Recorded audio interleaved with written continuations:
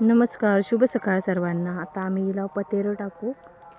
हे बघा, पतेरो आग लावून टाकला कारण तो वाळवे होता. पतेरो वाळवे लागता. त्यामुळे डायरेक्ट पतेरो थोडं टाकला. घराबाजूचं होतो परिसरातलं, तो गोळा केला आणि पतेरो टाकला. ते का आग लावून टाकला, वाळवे होऊन जाता नाही तर तो पतेरो. हे बघा, हे आजूबाजूचं वातावरण, सकाळचं वातावरण. काजीचं झाड बघा, मोहर लागलाय. पावसाळ्यात येतील काजू वाटतात. अजून काजू धरलेत नाही.